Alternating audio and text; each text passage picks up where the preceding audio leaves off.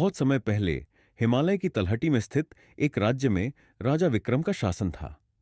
राजा विक्रम न केवल वीर और न्यायप्रिय थे, बल्कि वे रहस्यों को सुलझाने के लिए भी प्रसिद्ध थे। उनकी यही जिज्ञासा और साहस उन्हें अनेक रोमांचक घटनाओं की ओर खींच ले जाती थी।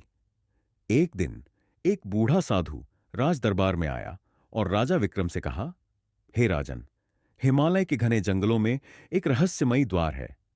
कहा जाता है कि जो भी उस द्वार को पार करता है उसे अथाह धन और असीम ज्ञान प्राप्त होता है।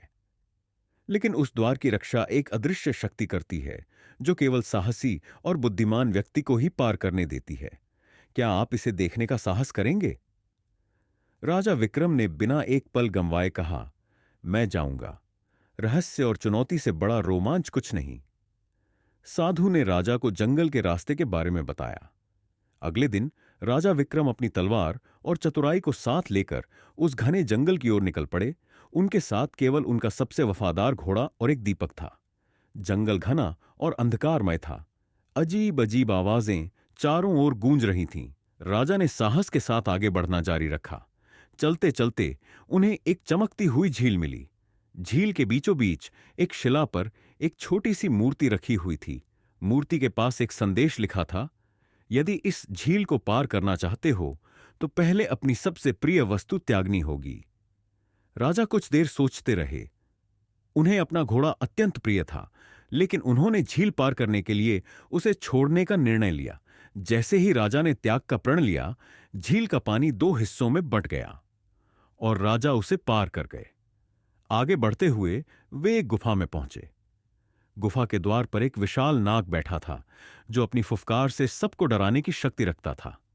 नाग ने राजा से पूछा, हे मानव, मेरे पास से गुजरने का साहस केवल वही कर सकता है जो सच्चाई के मार्ग पर हो। बोलो, क्या तुमने अपने जीवन में कभी किसी से झूठ बोला है? राजा ने बिना किसी डर के उत्तर दिया, हां, मैंने झूठ बोला है, लेकिन अपने राज्य और प्रजा की भलाई के लिए। नाग मुस्कुराया और बोला, सच स्वीकार करने का साहस ही तुम्हें आगे बढ़ने का अधिकारी बनाता है। जाओ, द्वार तुम्हारा इंतजार कर रहा है।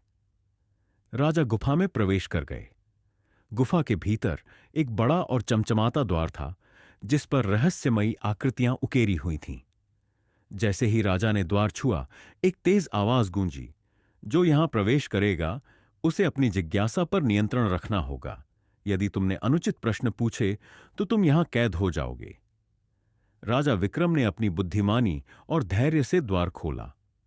अंदर उन्हें एक विशाल कक्ष मिला, जहां सोने चांदी और रत्नों के ढेर लगे हुए थे। लेकिन राजा की नजर उन रत्नों पर नहीं गई। कक्ष के बीचों बीच एक पुस्तक रखी हुई थी, जो रहस्य और ज्ञान का प्रतीक थी।